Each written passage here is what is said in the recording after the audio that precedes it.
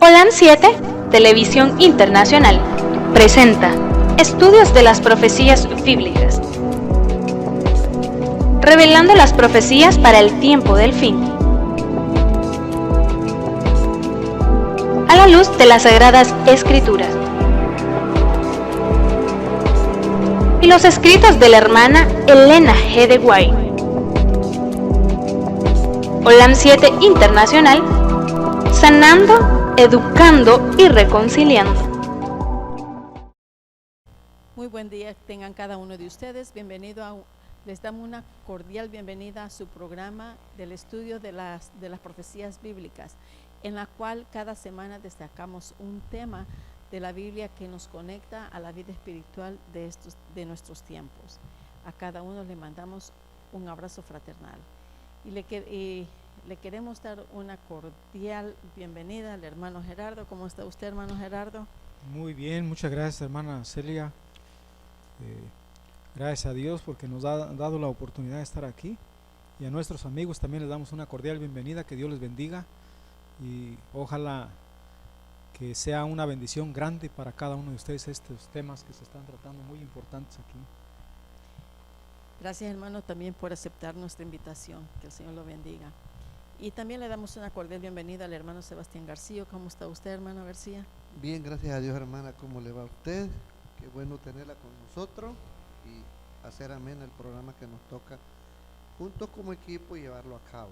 En el buen propósito de la fe, le damos nosotros la bienvenida a los hermanos en la distancia.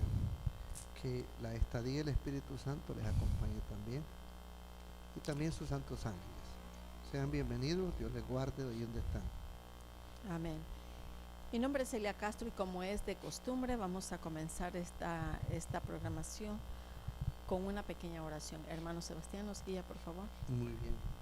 Nuestro amante y querido Padre, ante su presencia, sus hijos, nos hemos reunido con el sentir de responsabilidad por el pedido que usted nos ha hecho, de que nos hagamos presentes y testifiquemos por su causa en este preciso momento. De igual manera, le suplicamos que dirija la vida de nuestros hermanos allá en la distancia por los medios de comunicación, que cualquier lucha que estén pasando allí donde ellos están, que sus santos ángeles puedan conducirlos a caminos seguros, y su Santo Espíritu, que es el mejor de los consoladores, pueda traerles paz en medio de cualquier dificultad que estén pasando. A nosotros aquí les suplicamos su presencia y el dominio, Señor, de exponer su palabra, ya que nosotros no sabemos hacerlo. Solo tú puedes, Señor. Sea su nombre bendecido hoy y siempre, y la vida que testificamos en esta hora glorifique su nombre, por pedírselo en el bendito nombre de nuestro amado y bendito Salvador, el Señor Jesús, para quien sea la gloria y la honra por siempre. Amén. Amén. En el tema de hoy, Pablo les da un excelente consejo a todos los ricos y a los que no son ricos, pero los que tienen, ¿cómo se llama?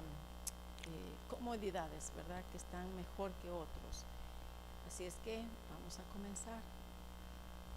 Hermano Gerardo, ¿qué encargo se le hizo a Timoteo hasta qué tiempo debía ir él probar su fidelidad?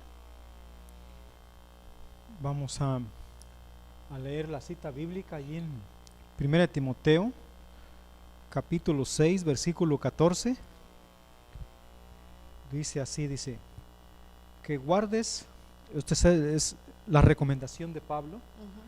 Dice que guardes el mandamiento sin mácula ni reprensión hasta la aparición de nuestro Señor Jesucristo. Pablo aquí recomienda a Timoteo que guarde el mandamiento hasta la venida de nuestro Señor Jesucristo. Sí. Aquí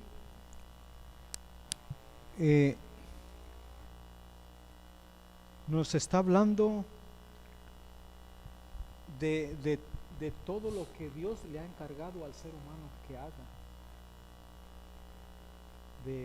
de andar en sus caminos, de predicar la palabra de Dios, de guardar sus mandamientos, aunque hoy en nuestros días la mayoría de personas dice que los mandamientos ya no se deben de guardar, que porque todo esto fue dado exclusivamente para el pueblo de Dios, a los judíos. Y otros dicen que ya no se deben de guardar, que porque Jesús los clavó en la cruz. Y ya hay diferentes opiniones acerca de estas cosas. Pero aquí Pablo le da una recomendación a Timoteo, dice que guardes el mandamiento sin mácula ni reprensión hasta la aparición de nuestro Señor Jesucristo. Aquí no hay duda de que todo lo que está escrito aquí en la palabra de Dios lo tenemos que guardar, Tal como está, ¿verdad? incluyendo los 10 mandamientos. No debemos de desconocer los mandamientos como muchos los desconocen. Sí. Y muchos dicen que hoy también, que hoy ya no vivimos bajo la ley, sino vivimos bajo la gracia. Entonces, ¿cómo una persona cuando está violando los mandamientos puede vivir bajo la gracia? No se puede. Para que la persona viva bajo la gracia, tiene que guardar los mandamientos. Por ejemplo, es como la ley de tránsito de esta calle que pasa aquí al costado de la iglesia. Si la ley de tránsito dice que yo debo de correr en 30, y si voy corriendo en 50, yo ya no estoy viviendo bajo la gracia, porque la ley me está condenando. Ya no lo está protegiendo. Ya no. O sea, para que yo viva bajo la gracia, yo tengo que ir corriendo de acuerdo como está establecido la ley de tránsito allí en la Tiene que calle. obedecerla, claro. Entonces, Pablo le encarga a Timoteo que guarde el mandamiento hasta la venida o la aparición de Cristo Jesús. Amén. Hermano Sebastián.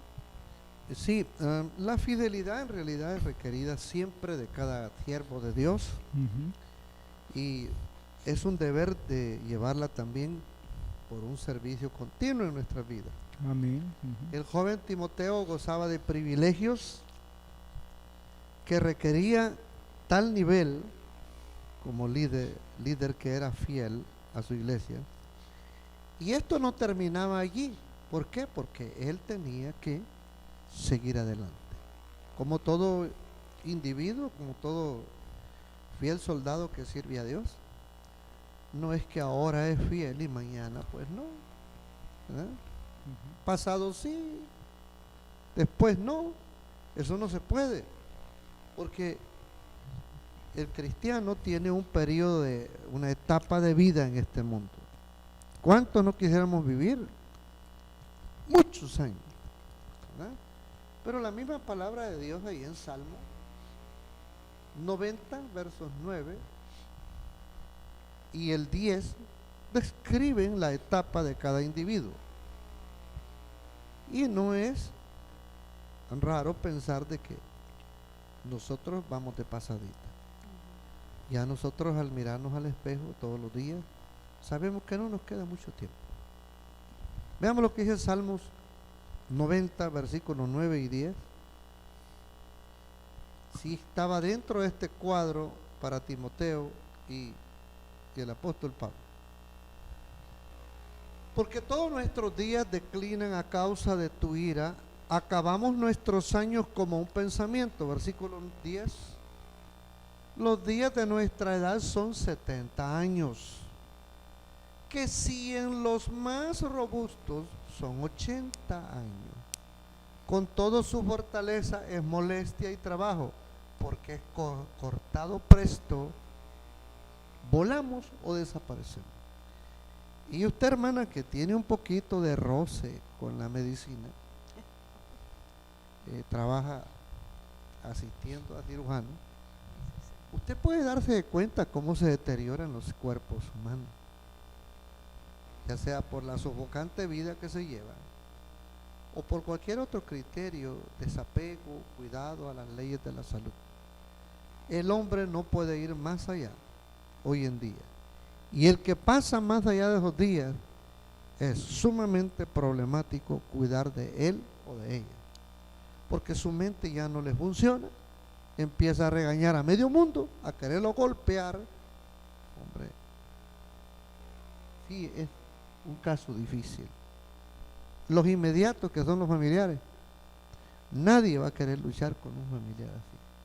Yo por eso digo, la misericordia, el amor de Dios aún está diseñado y se ocupa y se vale de todas esas circunstancias para darle descanso en primer lugar a la familia inmediata y poner al descanso a una persona que qué papel haría con continuar viviendo años inseguros, porque se desnivela el cerebro. Hasta allí debemos nosotros de mirar y apreciar cuán noble y bueno es Dios con nosotros.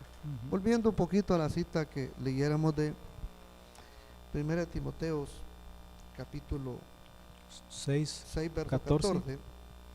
Ahí decía y todo, y hablaba del mandamiento hasta la aparición de Cristo Jesús, que guardes el mandamiento sin mancha y reprensión hasta la aparición de nuestro Señor Jesucristo.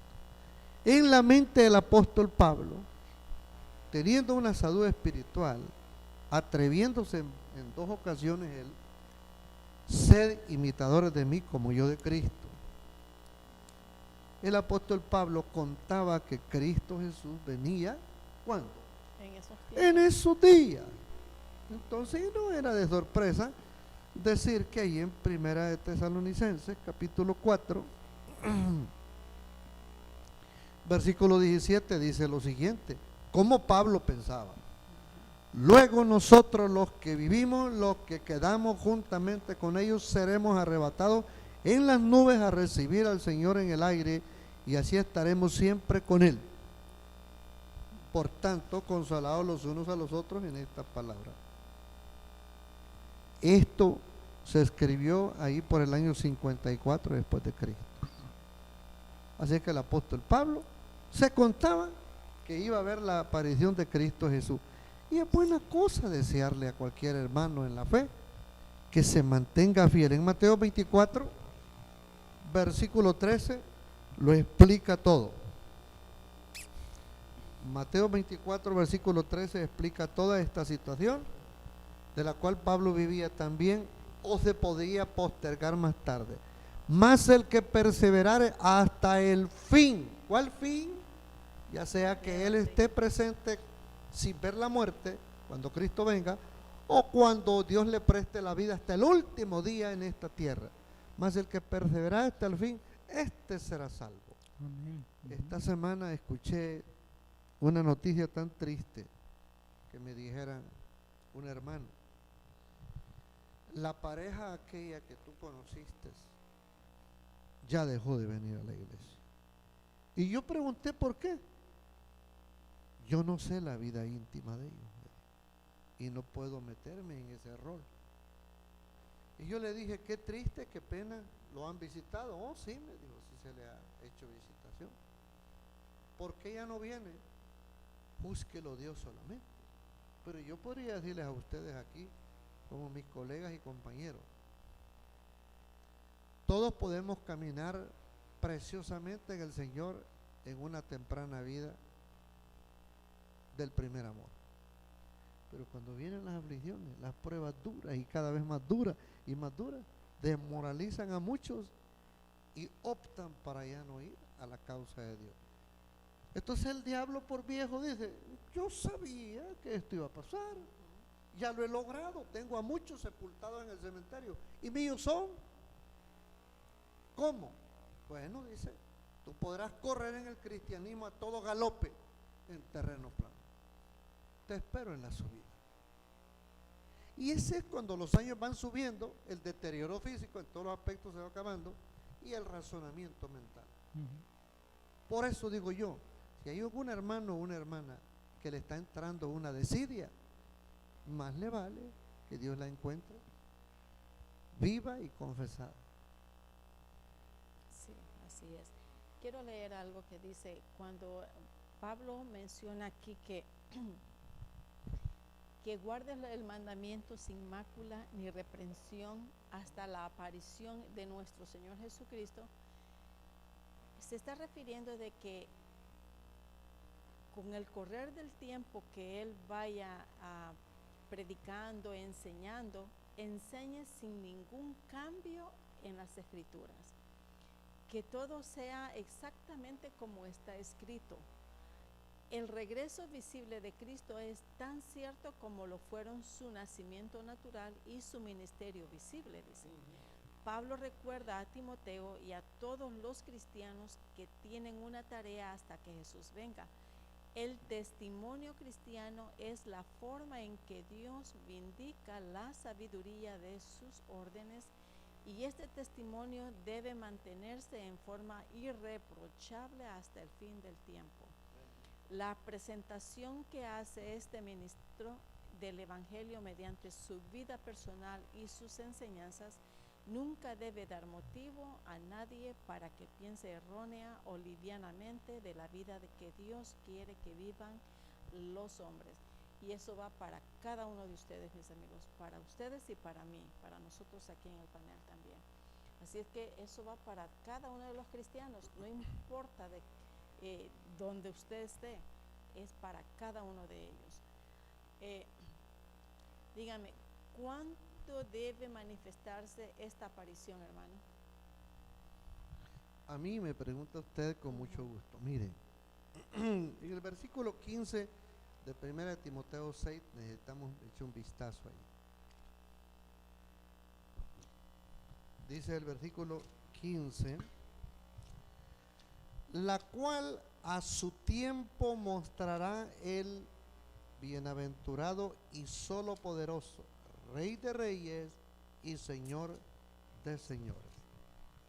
Aquí existen algunas palabras griegas. Una de ellas es Chronos. Chronos quiere decir, la palabra está escrita J-R-O-N-O-S.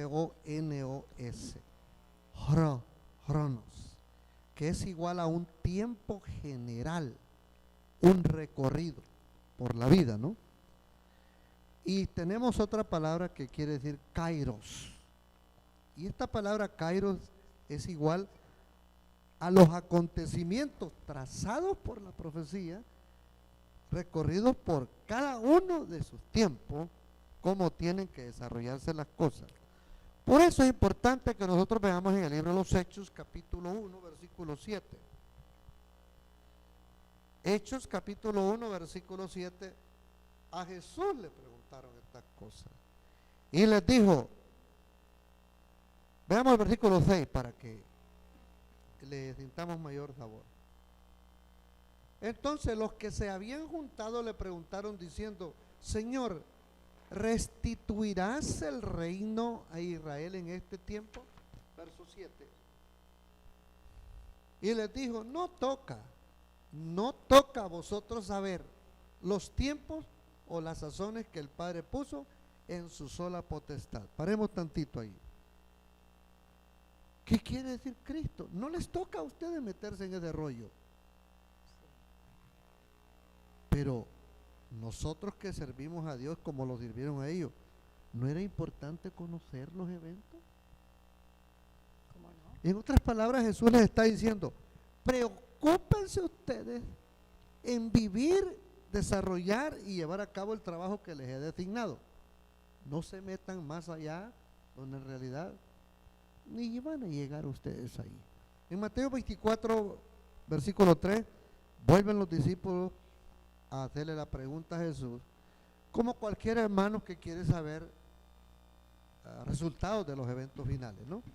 Y sentándose él en el monte de los olivos, se llegaron a él los discípulos aparte diciendo, dinos, ¿cuándo serán estas cosas y qué señal habrá de tu venida y del fin del mundo? Así es que los discípulos estaban viviendo el tiempo presente de ellos, pero querían saber más allá de un tiempo que ellos no lo conocían.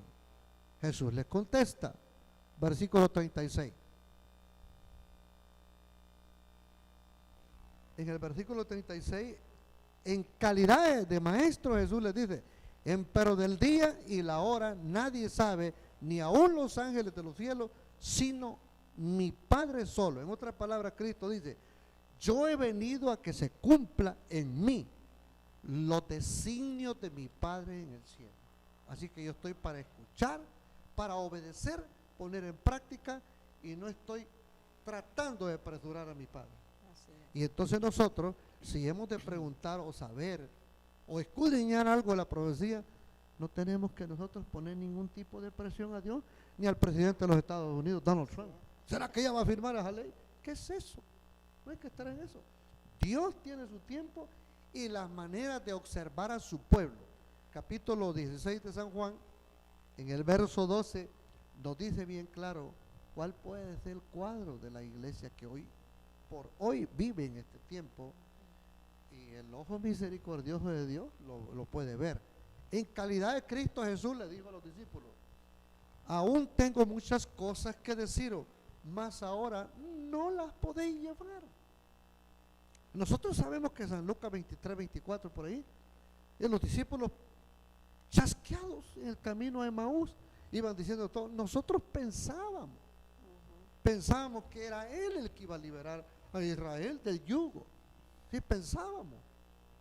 Entonces, ¿están seguros? Es muy delicado meterse, empaparse en los eventos también finales, y a veces nosotros hay pasajes que sí que podemos apresurar la venida de Cristo Jesús, pero cumpliendo un deber que Dios nos ha dado en la predicación del Evangelio, Ya. ¿verdad? Hermano Sebastián, amén, Gerardo. Sebastián.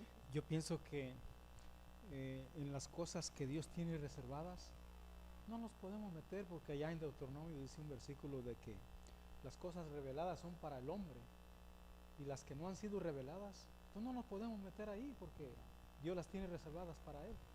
Yo creo que aquí lo más importante debería de cada uno de procurar de que nuestra vida esté en armonía con Dios. Amén. Yo Amén. pienso que eso es lo más importante, y no preocuparnos tanto en cosas que no nos han sido reveladas. O sea, porque ¿qué ha pasado? Muchas personas que se han metido en cosas que no están reveladas y hasta han predicho la venida de Jesús. Sí, O sí, fechas. Dan fechas Fecha. y, se han chasqueado. y entonces, ¿qué ha pasado? O sea, han quedado mal. Y el problema es, yo no sé si usted fue el que me dijo, hermano Sebastián, de que estas personas han tenido la osadía de decir públicamente fecha y hasta quizás hora, no sé, pero cuando ven que se han chasqueado, no son capaces de salir en público en decir, lo siento, me equivoqué. Pues si es que se sigue siendo humano, está expuesto a equivocarse, ¿por qué no dan la cara, digo yo? Si yo algún día dijera algo equivocado aquí, entonces yo tendré que someterme a Dios y decirle, Señor, el público merece una Dice, respuesta de parte mía. quiero leer algo que dice, muchos de los que tomaron el nombre de adventista, dice, han incurrido en el error de fijar fechas para la venida de Cristo. Lo han hecho repetidas veces, pero el resultado ha sido cada vez el fracaso. Se nos declara que el tiempo definido de la venida de nuestro Señor está fuera del alcance de los mortales. Aún los ángeles que ministran en los que han de ser herederos de la salvación no conocen ni el día ni la hora.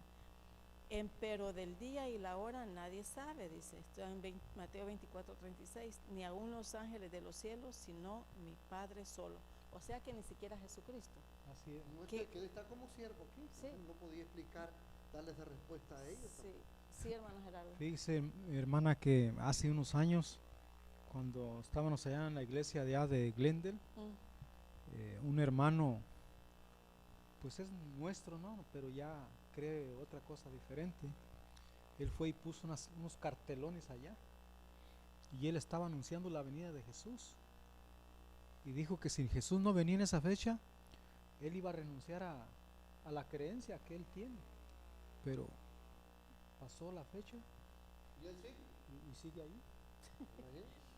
Pero fíjese, dice, por haber pasado repetidas veces la fecha fijada por algunos, El mundo se encuentra en un estado de incredulidad más decidida que antes con respecto al próximo advenimiento de Cristo.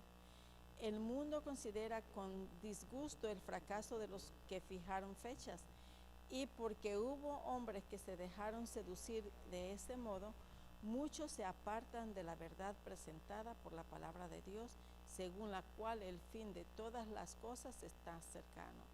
Los que tan apresuradamente predican una fecha definida, al hacerlo satisfacen al adversario de las almas, porque promueven más la incredulidad que el cristianismo. Yo quisiera citar Eclesiastés capítulo 3, verso 1, que es lo que confirma la palabra de Dios. Eclesiastés. Para todas las cosas hay sazón, y todo lo que se quiere debajo del cielo tiene su tiempo. Así es que si al apóstol Timoteo, al siervo Timoteo aquí se le pedía que cuidara bien su relación con Dios para su tiempo, como leímos en el versículo 14. Entonces, es interesante que nosotros se nos consigne también el criterio de mantener nuestra relación con Dios y nuestros semejantes en buen estado. Porque si en el tiempo mío, en el tiempo de ustedes, Cristo no viene, oye, no tiene otra oportunidad uno después de muerto para poder prepararse con Dios si algo le quedó pendiente. Hermano Gerardo, regresando al tema de las riquezas, ¿qué advertencia se ofrece a quienes la poseen y cómo Dios da sus dones? Estamos en la pregunta número 9, ¿verdad? 11. En la 11 o en la última, casi en la penúltima. Vamos a ver allí entonces 1 Timoteo 6, 17, a ver qué nos dice aquí la palabra de Dios. Dice: a los ricos de este siglo mando que no sean altivos, ni pongan la esperanza en las riquezas, las cuales son inciertas, sino en el Dios vivo, que nos da todas las cosas en abundancia para que las disfrutemos. Pablo les da un consejo a los ricos, porque yo no digo que todos, pero casi la mayoría de personas que tienen mucho dinero son muy, ¿cómo sería la palabra? Son como muy orgullosos, son altivos,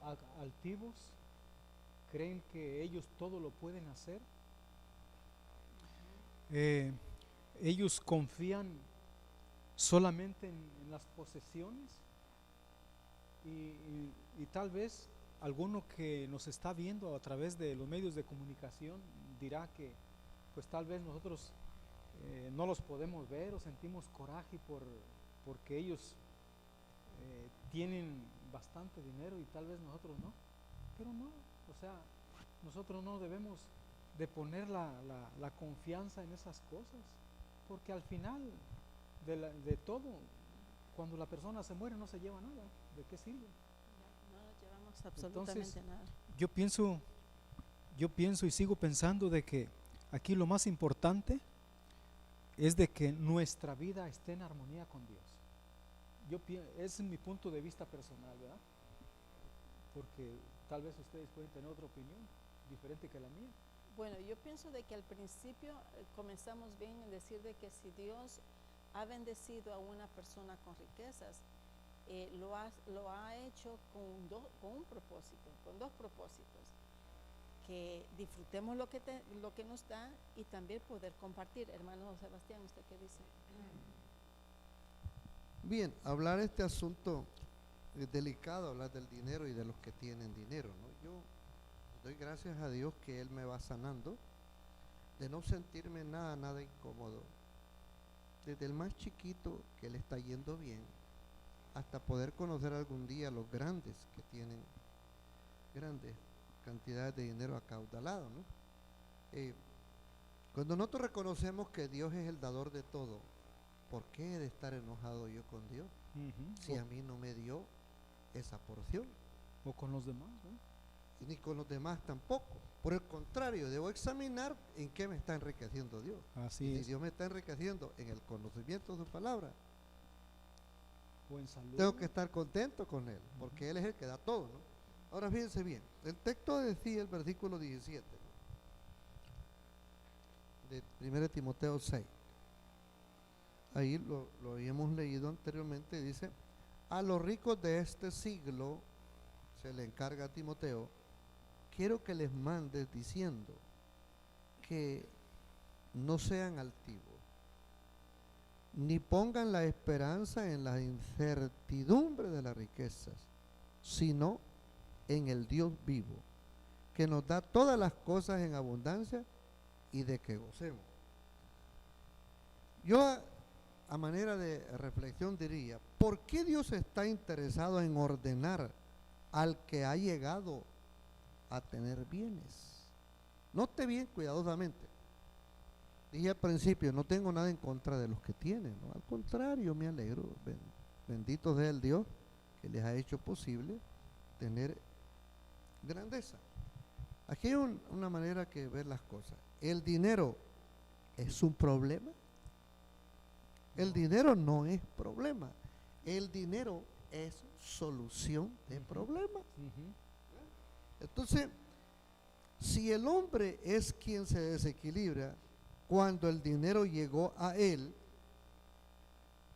yo voy a presentarle un hombre que no tan fácil se desequilibró. Veamos Génesis 13, versículo 2. Génesis 13, versículo 2.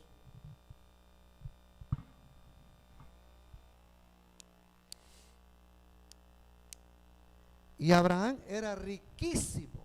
Ahí no dice era rico. Riquísimo en ganado, en plata y en qué más. Oro. Qué bárbaro, ¿no? Y yo pregunto, ¿servía a Dios esto? Oh, claro que sí. ¿Sí? Creo que en el capítulo 6 de Génesis, versículo 26, dice el agrado de Dios de parte de este hombre. Veamos el capítulo 6, verso 26, me parece. Este texto lo estoy citando de memoria nomás, no lo tengo escrito aquí como una nota. Pero dice el capítulo 6, versículo 26 del Génesis.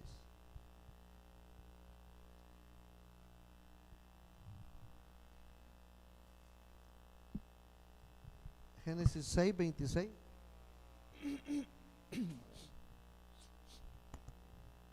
No, es que no tiene. Entonces va el 5. Es el 5. Pues no es. Bueno, el texto dice así. Y guardó Abraham todos los mandamientos de Dios, sirviéndole pues a Dios con alegría, ¿no? Ahí está la clave. Entonces, la clave está en que se puede servir a Dios teniendo riquezas también. Así es que nuestros queridos amigos, a quienes el Señor les ha dado el privilegio, les ha dado el don de hacer capital, no se les olvide que esa habilidad se la dio Dios. Amén. ¿Ah? La buena administración. Sí, todo el conocimiento que está relativo con el dinero, Dios se los ha dado. Y entonces, por lo tanto, a Dios tienen que honrarlo de esta manera. Veamos otro pasaje. Job capítulo 1, versículo 3 al 5.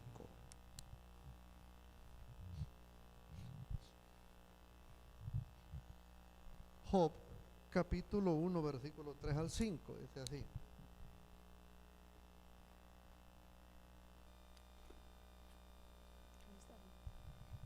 Y su hacienda era de 7,000 ovejas y 3,000 camellos y 500 yuntas de bueyes y 500 asnas y muchísimos criados, y era aquel varón grande más que todos los orientales. Millonario. Qué bárbaro, hombre. Ese hombre sí trabajaba la agricultura, que era barbaridad. ¿Mira? Y como era siervo de Dios, ya se imagina usted que la lluvia no le iba a faltar.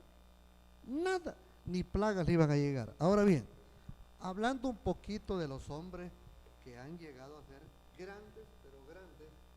en este mundo. Empecemos por el más grande, el señor Don Carlos Slim. Es su nombre, propietario de Tele Mexicanos. Es el hombre que amasa una fortuna superior que cualquiera otro que le compite hoy en día. Está otro que se llama Bill Gates. Todos están valorados por la suma de billones de dólares. Está otro que creo que se llama Steve Jobs. Y le sigue el que dirige o el que inventó el Amazon, los servicios de Amazon. Y está otro también que es el que inventó el que ahora gozamos, que se llama Facebook. Y así una gran cantidad de hombres de bienes hoy en día. Así que averiguando por ahí también y sabiendo que la ley de los hombres también pone un sistema de declaración de impuestos, pregunté yo si estos hombres, la gran cantidad de ganancias les era más benéfico regresárselos al gobierno o cada uno de ellos tiene su propia fundación. Ahí decía el versículo 17, ¿verdad? No sé si hemos llegado al 18 todavía, el primero de Timoteo. 17. El 17, mira el 17 lo que dice. Primero de Timoteo 6. A los ricos de este siglo. A los ricos de este siglo manda, diles por favor, Timoteo, enseña a los que no sean altivos. Que no pongan la esperanza. ¿Ah? Y que no se pongan esperanzados solo en esos bienes, que por lo menos reflexionen que esa maquinaria humana que son ellos para hacer dinero, ahí estoy yo, el creacionista, el que los he hecho yo hacer lo que son. Por medio de estos fondos, y me imagino yo que si son grandes sumas de miles de dólares que tendrían que regresar al gobierno y se fueran para otros fines quizás benéficos, pero tal vez pudiéndole dar otra cara. Más adelante el versículo 18 va diciendo de que pudiendo hacer ellos hacer el bien, lo reconozcan. Y yo estuve mirando yo que el señor Don Carlos Slim tiene una fundación para desastres naturales. Asiste a gente lisiada, no solo de México, sino que también de otros países que sufren todo este tipo de dolencias y todo, que quedan en una ruina total y todo. Reparte todo tipo de medicinas que necesiten. También este Bill Gates tiene una fundación que estudian las vacunas contra enfermedades de la piel en diferentes partes del mundo. También me encontré con Antonio Banderas, tiene una fundación bien bonita también. Entonces, cuando Dios los ve a estos hombres en un peligro quizás, que se le puedan ir de las manos, Dios le da la oportunidad que vean que por medio de Dios lo que han logrado hacer, puedan también ellos echar mano de la vida eterna. Ellos merecen ser salvos también, porque son hijos de Dios también. ¿Qué dicen ustedes? Bueno, aquí en el Testimonio para la Iglesia, volumen 1, dice: en su carta a Timoteo, Pablo quería impresionar su mente con la necesidad de instruir de modo que desenmascararse el engaño que tan fácilmente acecha a los ricos, de creer que por sus riquezas son superiores a los pobres, que por su capacidad adquisitiva son superiores en sabiduría y juicio. En resumen, que la ganancia es piedad. Aquí hay un engaño espantoso. Cuán pocos prestan atención al mandato que Pablo encomendó a Timoteo para que los comunicara a los ricos. Cuántos se halagan a sí mismos creyendo que su capacidad para obtener cosas es piedad. Aquí hay una lectura bíblica, hermana. Sí. Y ojalá que los que nos están viendo, ojalá que no piensen igual que este personaje aquí de la historia. Dice aquí en San Lucas, el capítulo 12, versículo 16 al 20, Dice, también le refirió una parábola diciendo, la heredad de un hombre rico había producido mucho, y él pensaba dentro de sí diciendo, ¿qué haré? Porque no tengo dónde guardar mis frutos. Y dijo, esto haré, derribaré mis graneros, los edificaré mayores, y allí guardaré todos mis frutos y mis bienes. Y diré a mi alma, alma, muchos bienes tienes para muchos años, repósate, come y regocíjate. Pero Dios le dijo, necio, esta noche vendrán a pedir tu alma, y has provisto, ¿de quién será? Lo que has provisto. Entonces, ¿Es triste todo esto, en realidad? ¿Y qué te viene? no, sí.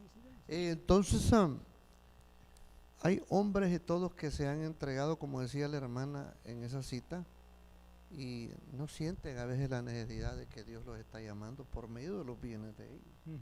¿Y cómo puede haber un vientre que se pueda comer esa gran cantidad de dinero? Y en muchas ocasiones, en muchos hombres, muchas mujeres que logran tener lo que tienen, no dan gracias a Dios por lo que tienen, no aceptan que lo que han obtenido es porque el Señor los ha bendecido, sino que por sus propios esfuerzos. Y ese es el error de muchos de nosotros. Termino con esto diciéndole, en la historia hay un personaje número uno, que es el que llegó a amasar mucho más dinero en la época de él. Este fue el emperador Augusto César. Augusto César en su tiempo llegó a amasar 4.6 billones de dólares en su época. Pero el segundo personaje del cual me voy a referir ahorita es el rey Salomón. El rey Salomón tenía un promedio de 40 millones al año, un promedio que él recibía de tributo de todos los países que a él le tenían que rendir tributo. Era un promedio, él recibía un promedio al año de 25 toneladas de oro. Eso recibía Salomón de bienes por todos lados. Pero Salomón puede ser también el parentesco de los hombres ricos hoy en día que delante de estas grandes cantidades de dinero no ven a Dios, sino que le dan la espalda. Aquí en Primera de Reyes, capítulo 11, versículo 9, dice cómo Dios describe a Salomón. Déjeme ver si es el pasaje que tengo en pensamiento. Dice, y enojóse Jehová contra Salomón, por cuanto estaba su corazón desviado de Jehová, Dios de Israel, que le había aparecido 2 veces. Ahora vamos al versículo 33 al 34. Por cuanto me han dejado y han adorado a Astarot, diosa de los sidonios, y a Quemos, dios de Moab, y a Moloc, dios de los hijos de Amón, y no han andado en mis caminos para hacer lo recto delante de mis ojos, y mis estatutos y mis derechos, como hizo David su padre. Versículo 34.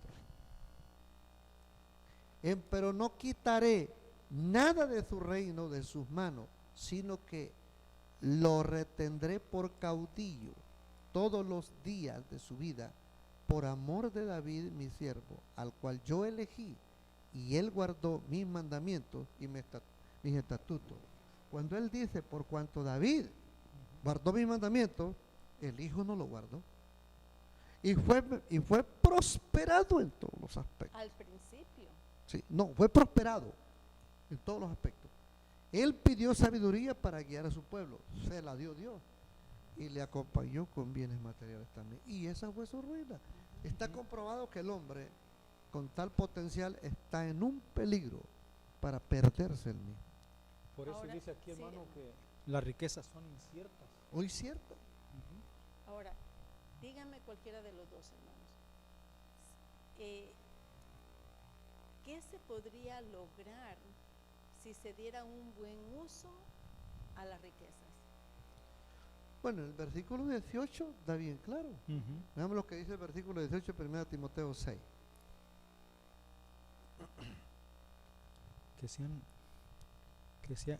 Que hagan el bien, Mira, y que está la sean invitación de ricos. Dios, mío.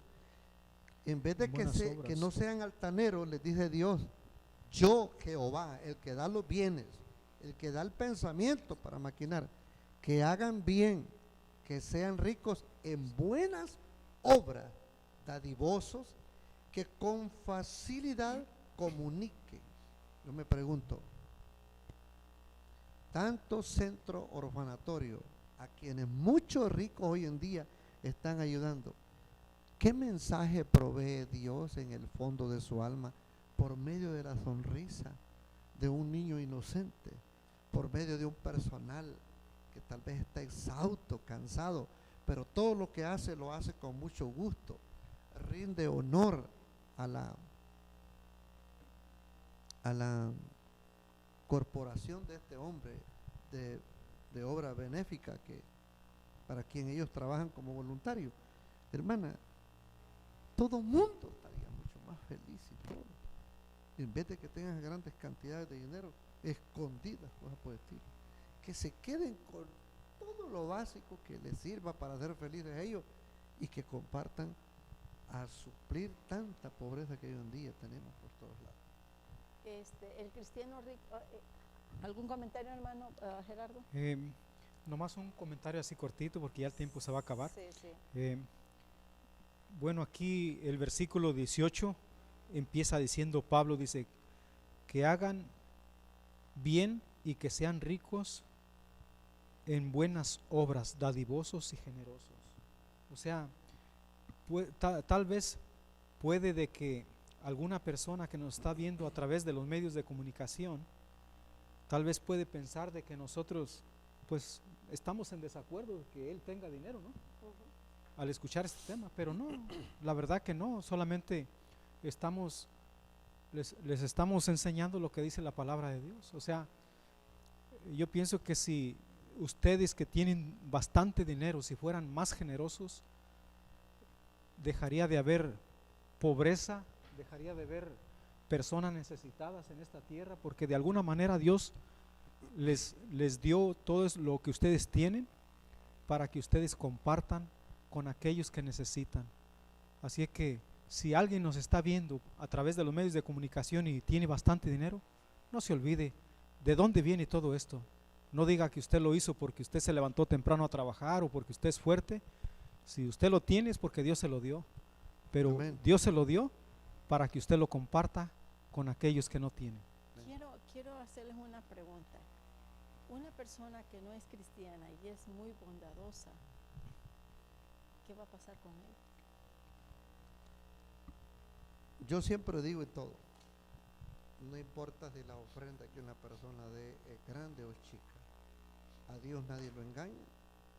Dios lee el pensamiento de la persona y es lo que va a juzgar Dios. Así es que a nosotros nos da una orden Dios que por ningún motivo nosotros juzguemos a nadie. No juzguéis, no juzguéis, para que no seáis juzgados. Y Sí, hay otra hermano. cosa, hermano, que si la persona es dadivosa, que no dé solamente para que otros vean, ¿verdad? Así como cuando Jesús estaba en el templo y miraba cómo echaban en En ofrendas. la ofrenda, y dice que muchos echaban de lo que les sobraba, pero yo me imagino que esas personas ofrendaban para que los miraran todos, querían ser el centro del cuadro. Mas sin embargo llegó una persona que echó todo lo que tenía, y Dios miró la sinceridad de esa persona. Así es.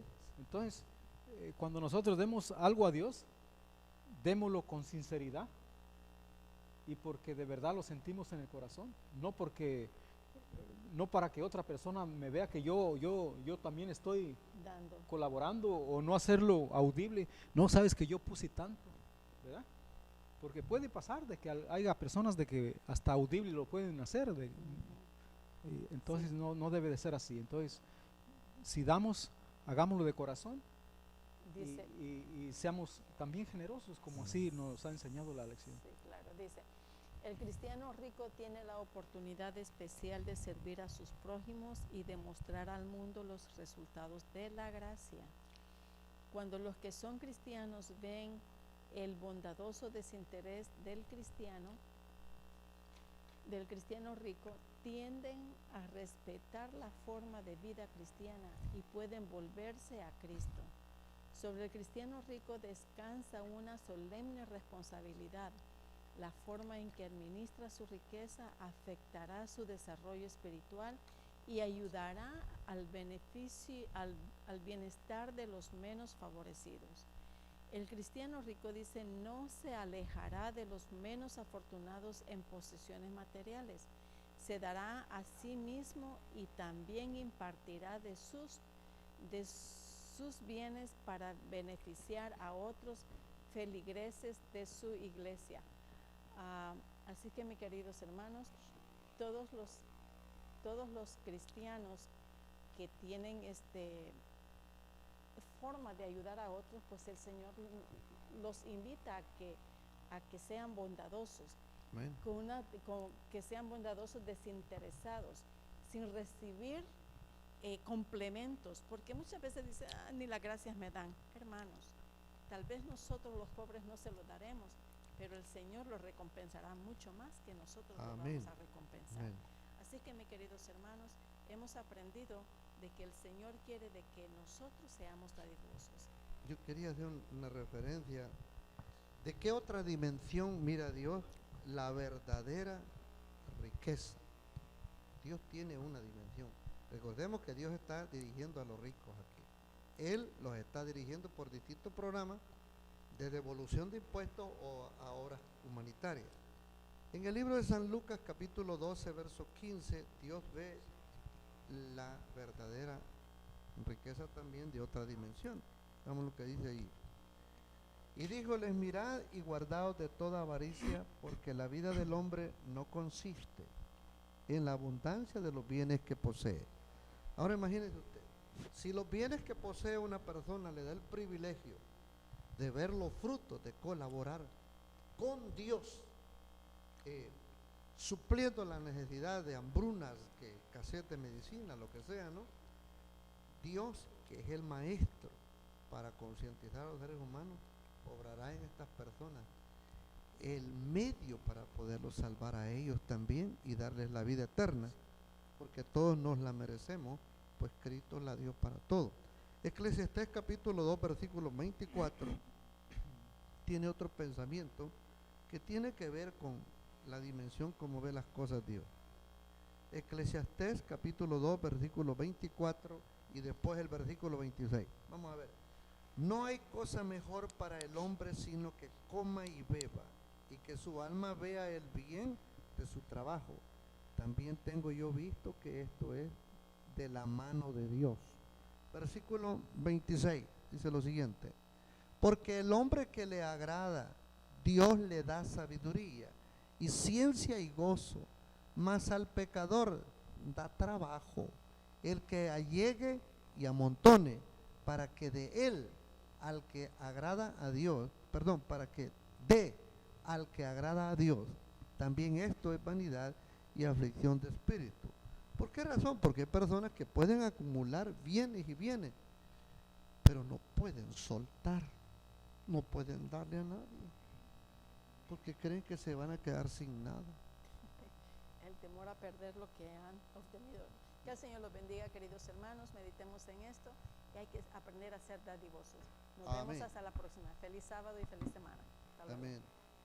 Holan 7, Televisión Internacional, presentó Estudios de las Profecías Bíblicas,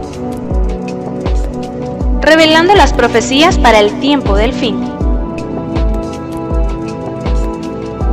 a la luz de las Sagradas Escrituras y los escritos de la hermana Elena G. de White. Holan 7 Internacional, sanando, educando y reconciliando.